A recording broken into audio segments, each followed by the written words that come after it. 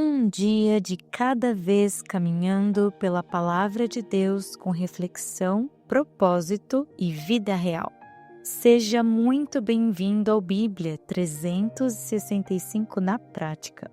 Hoje é o dia 94 da nossa jornada, dia 4 de abril, logo estamos no dia 100. E seguindo o nosso cronograma, os textos de hoje são Levítico 7, Salmos capítulo 7 e capítulo 8, Provérbios 22 e 1 Tessalonicenses capítulo 1. Aos que estão no desafio dos 20 dias, e aproveitando que hoje é sábado de Páscoa, considerando que é o dia do silêncio, entenda. O silêncio é um chamado para aguardar, desacelerar, manter o coração pertinho de Deus. Existe algo muito profundo nisso. O sábado entre a cruz e a ressurreição é chamado de sábado do silêncio. Um dia onde parecia que nada estava acontecendo, mas tudo já estava sendo cumprido. O silêncio de Deus não é ausência, é processo. Hoje, pratique isso. Desacelere, fique em silêncio diante de Deus. Não tente preencher tudo com algum barulho, apenas permaneça. Tem coisas que Deus só constrói no silêncio. E sem mais delongas, Levítico capítulo 7. Antes de começar, só uma informação sobre esse livro. Levítico é um chamado à santidade. Mostra que o povo de Deus não deve viver de qualquer forma. O livro apresenta um sistema detalhado de sacrifícios, ensinando como o pecado era tratado e como o povo deveria se aproximar de Deus, com perdão, reverência. Também traz leis sobre pureza e alimentação, que não eram apenas regras, mas formas de separar o povo, tanto de práticas pagãs, quanto de preservação para uma vida alinhada com Deus. Levítico 7 continua explicando os tipos de oferta e aparecem 3 aqui: a oferta pela culpa, as pacíficas e os princípios de santidade.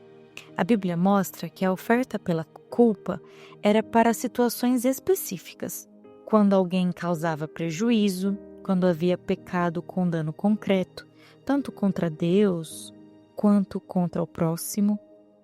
Diferente da oferta pelo pecado, essa envolvia reparação mais sacrifício. Deus não trata só o pecado espiritual, ele também trata o dano prático. Já as ofertas pacíficas, elas eram diferentes. Não eram só para perdão, eram para relacionamento.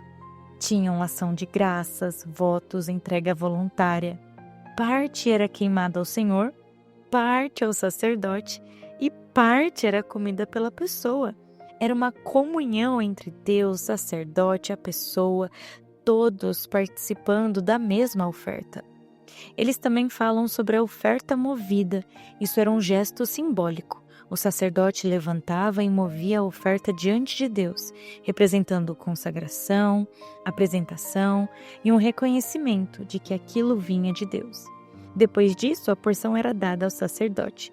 E você pode se perguntar, assim como eu, por que tantos detalhes, rituais, processos?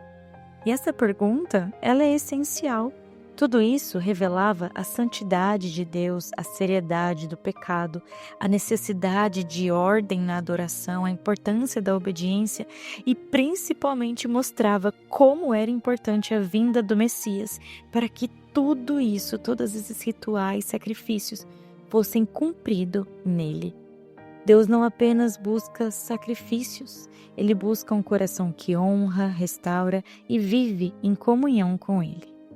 Partindo para Salmos, capítulo 7 e capítulo 8, nos mostra quem Deus é em meio às nossas lutas e também quem nós somos diante da grandeza dele.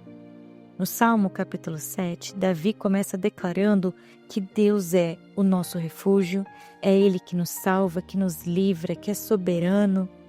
E mesmo cercado por acusações, Davi se posiciona com consciência, dizendo: se eu fiz algo de errado, que eu arque com essas consequências. Ele tinha um coração íntegro diante de Deus. Ao longo do Salmo, ele reconhece quem Deus é. aquele que fortalece, aquele que sonda mente e coração, aquele que é o justo juiz, aquele que é escudo e que salva os retos de coração.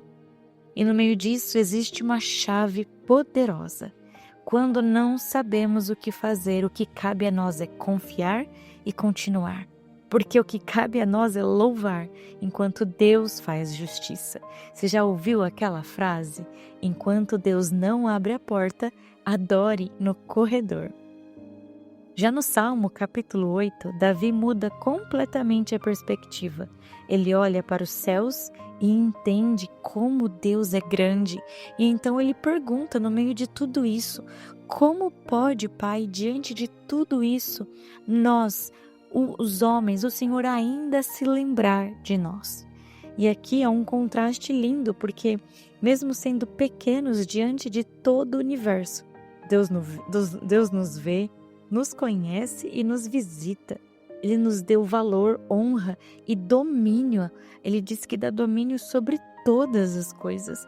Deus é grande, soberano, majestoso, mas também é próximo, pessoal e cuidadoso. Mesmo sendo tão grande, nos conhece tão bem e está tão perto de nós. A essência desses dois salmos é que Deus é tudo o que precisamos.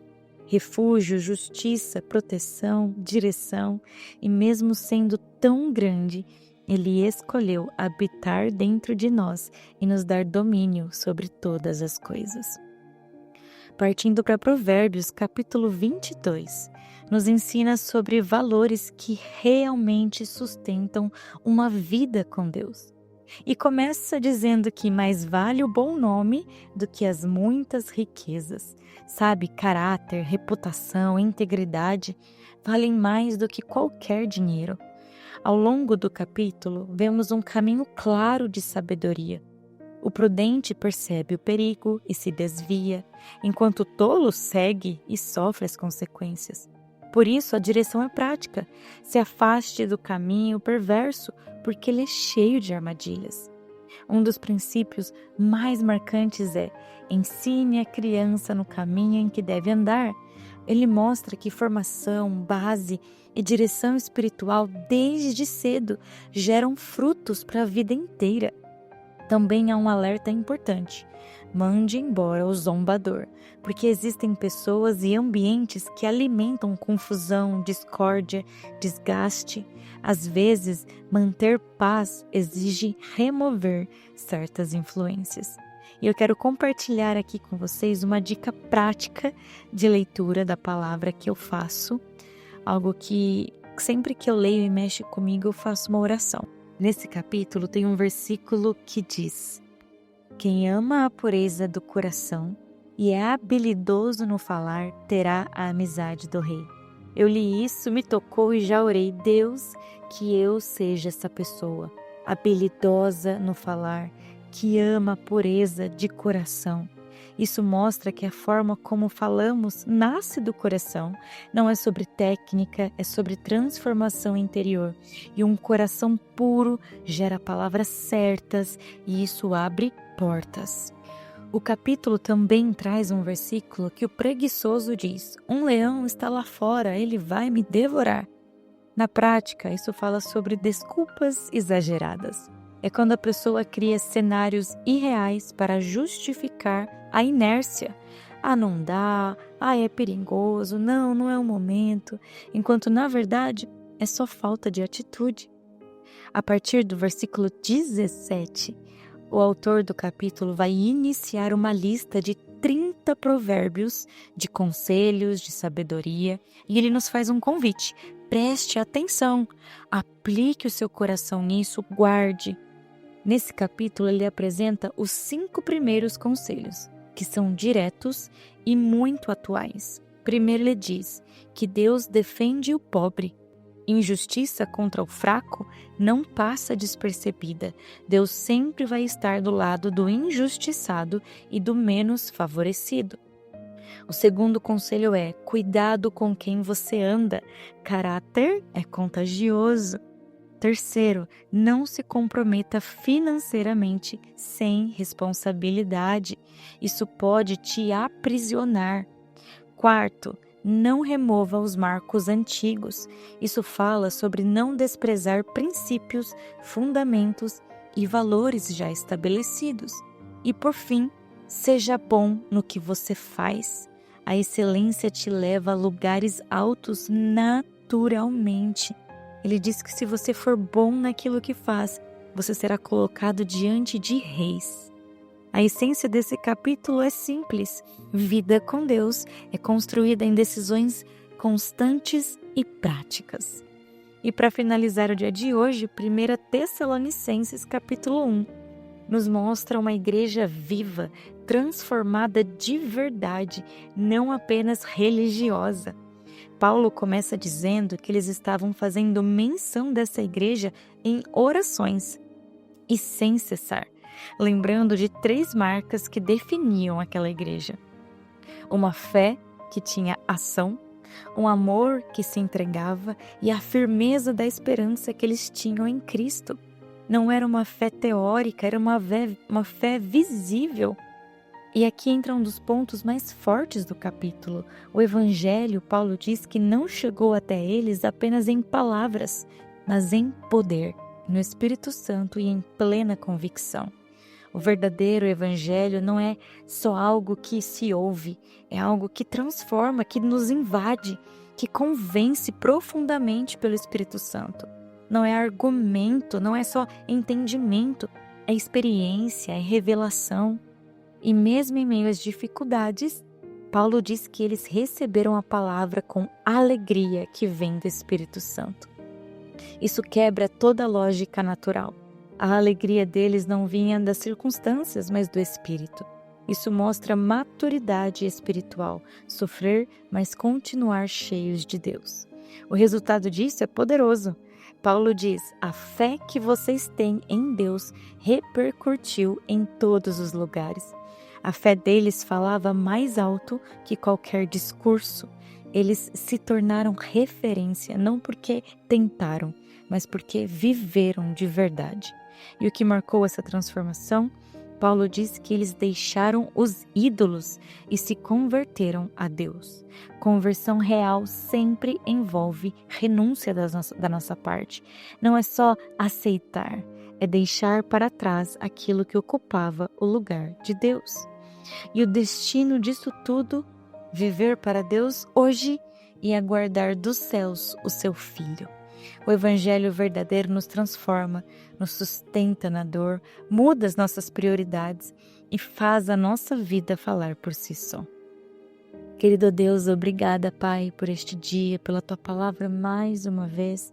Nos ensine a confiar no Teu silêncio, a estar pertinho do Senhor nesses momentos, a nos desacelerar, que possamos nos aquietar nesses momentos e confiar de que o Senhor está trabalhando e fazendo, que a nossa fé não dependa daquilo que vemos, mas de quem o Senhor é.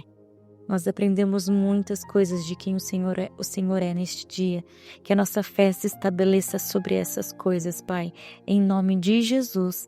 Amém e amém. Que Deus te acompanhe hoje. Viva essa palavra na prática. Amanhã seguimos juntos no dia 95 da nossa leitura.